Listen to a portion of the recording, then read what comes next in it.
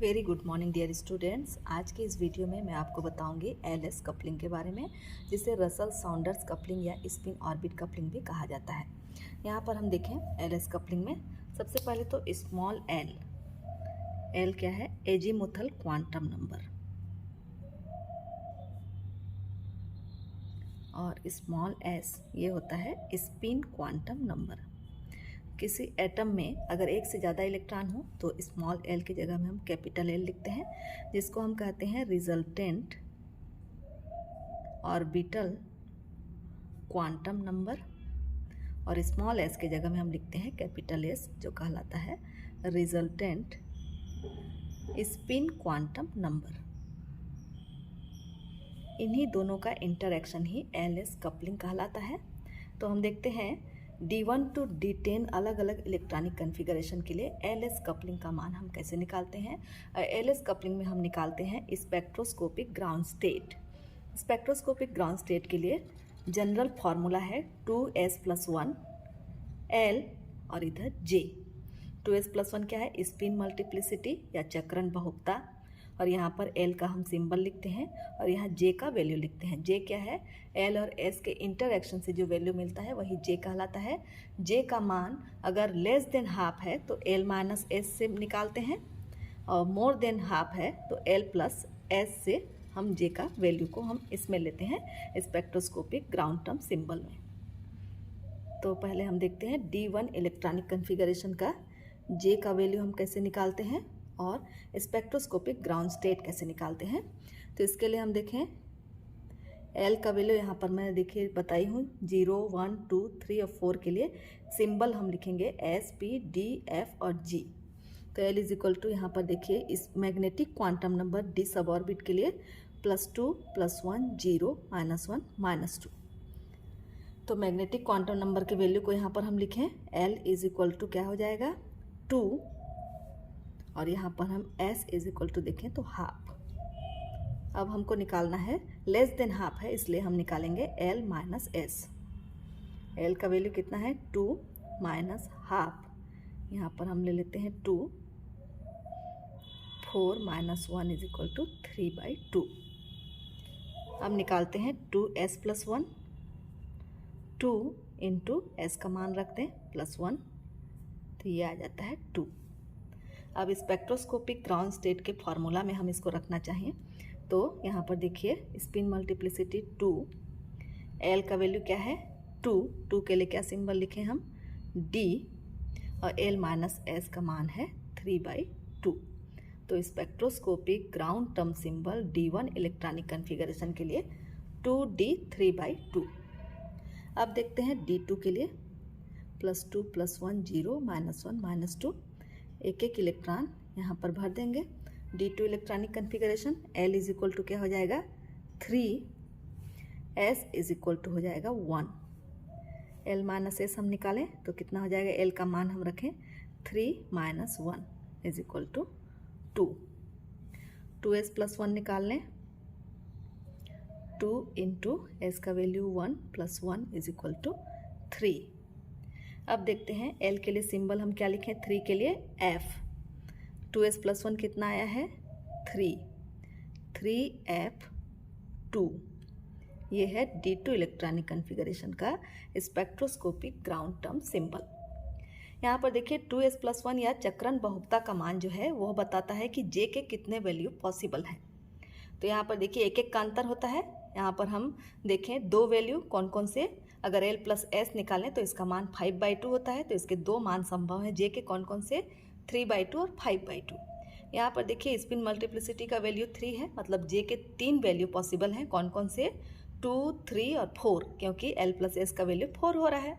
उनके बीच में एक एक का अंतर रखना है। L प्लस S से लेकर L माइनस S तक जितने भी वैल्यू हैं उनमें एक एक का डिफरेंस हो और उतने वैल्यू पॉसिबल हैं जितना मान 2s+1 का होता है। अगला हम देखते हैं D3 इलेक्ट्रॉनिक कन्फिगरेशन। इसमें भी L का मान 3 होगा, क्योंकि यहाँ पर 2, 1 और यहाँ पर 0 होता है। तो इसीलिए L का वैल्यू 3, S का वैल्यू हो जाएगा 3/2। यहाँ हम L माइनस S निकालें, L का वैल्यू 3 माइनस 3/2। यहाँ पर 2 लिखें, 6 माइनस 3, तो ये आ जाता है 3/2। अब 2s+1 का मान निकालें तो 2 × 3/2 + 1, तो ये आ जाता है 4। तो D3 इलेक्ट्रॉनिक कन्फिगरेशन के लिए स्पेक्ट्रोस्कोपिक ग्राउंड टर्म सिंबल जो हो जाएगा 4f3/2। इसके 4 वैल्यू पॉसिबल हैं जे के, कौन कौन से? 3/2, 5/2, 7/2 और 9/2। अब अगला देखते हैं D4 इलेक्ट्रॉनिक कन्फिगरेशन 1, 2, 3 और 4, +2, +1, 0, -1, -2। यहाँ पर देखें L का वैल्यू क्या हो जाएगा, यहाँ पर -1 + 1 कैंसिल हो जाएंगे, 0 तो 0 ही है, तो L का वैल्यू आ जाएगा 2। S का वैल्यू भी हो जाएगा 2, 4 हाफ है तो 2 हो जाएगा। अब L - S निकालें तो हो जाएगा 2 - 2 = 0।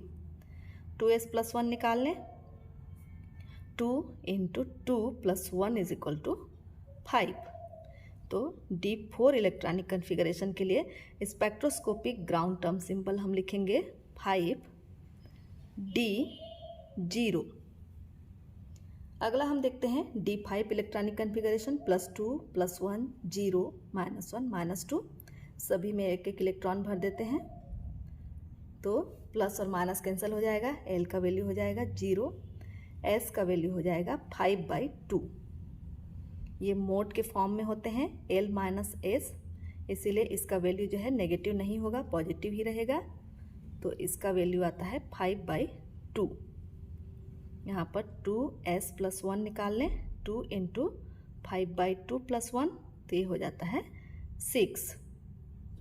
इसके लिए D5 इलेक्ट्रॉनिक कन्फिगरेशन के लिए स्पेक्ट्रोस्कोपिक ग्राउंड टर्म सिंबल हो जाएगा 6, L का सिंबल 0 और ये हो जाएगा 5/2।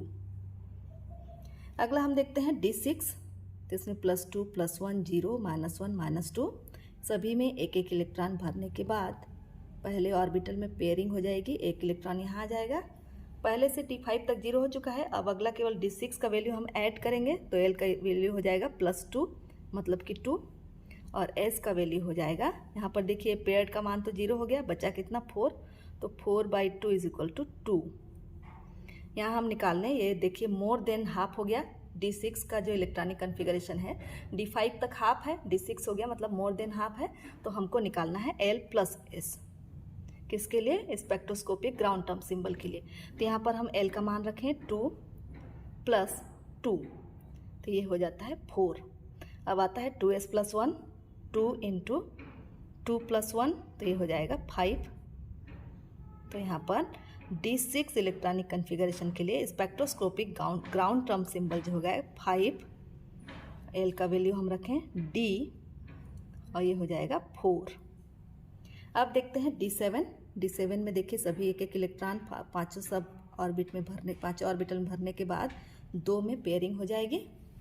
तो L का मान क्या होगा? +2, +1, 0, -1, -2। तो यहाँ पर देखिए, यहाँ पर ये दोनों ऐड हो जाएंगे, D5 तक 0 है तो इसीलिए L का मान हो जाएगा 3 और S का मान होगा 3/2। हमको निकालना है L + S। यहाँ पर हम L का मान रखें 3 + 3/2, तो निकल जाएगा 2, ये हो जाएगा 9/2। 2s+1 निकालें, 2 × 3/2 + 1, कितना हो गया? 4। तो D7 इलेक्ट्रॉनिक कन्फिगरेशन के लिए स्पेक्ट्रोस्कोपिक ग्राउंड टर्म सिंबल हो जाएगा 4f9/2। अगला देखते हैं D8 इलेक्ट्रॉनिक कन्फिगरेशन। सभी में एक एक इलेक्ट्रॉन भरने के बाद 3 ऑर्बिटल में इनकी पेयरिंग हो जाएगी और L का मान देखने के लिए +1, +2, +1, 0, -1, -2।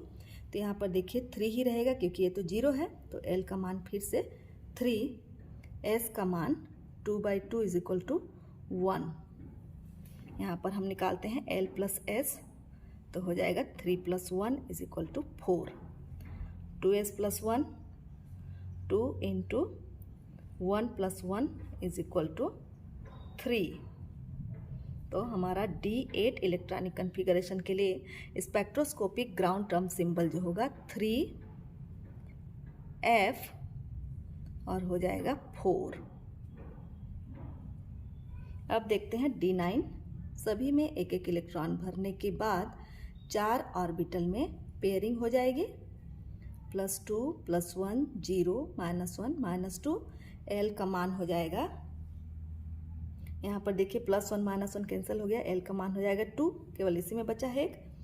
S का वैल्यू हो जाएगा 1/2, हमको निकालना है L + S, 2 + ½ और ये हो जाएगा 4 + 1 = 5/2। 2S + 1 निकालेंगे, 2 × 1/2 + 1, ये आ जाता है 2। तो D9 इलेक्ट्रॉनिक कन्फिगरेशन के लिए स्पेक्ट्रोस्कोपिक ग्राउंड टर्म सिंबल हो जाएगा 2D 5/2। अब अगला देखते हैं D10 इलेक्ट्रॉनिक कन्फिगरेशन। सभी में इलेक्ट्रॉन पेयर्ड हो जाएंगे, सभी में 2-2 इलेक्ट्रॉन भरने पर L का वैल्यू जो हो जाएगा वह 0 हो जाएगा, +2 +1 0 -1 -2 और S का मान भी 0 हो जाएगा। यहाँ पर देखिए L + S निकालें तो आ जाएगा 0। अब 2S + 1 निकाल लेते हैं, 2 × 0 + 1 = 1। तो यहाँ पर D10 इलेक्ट्रॉनिक कन्फिगरेशन के लिए स्पेक्ट्रोस्कोपिक ग्राउंड टर्म सिंबल के लिए 2S + 1 का मान रख दिए, S का मान 0 है तो सिंबल क्या लिखें हम, L का मान 0 है तो सिंबल का क्या लिखें, S 1S। J का मान 0 है तो हम यहाँ लिख सकते हैं 1S 0। तो यहाँ पर देखेंगे D1 D2 D3 D4 D5 D6 D7 D8 D9 और D10। D1 से लेकर D10 तक सभी इलेक्ट्रॉनिक कन्फिगरेशन के लिए स्पेक्ट्रोस्कोपिक ग्राउंड टर्म सिंबल।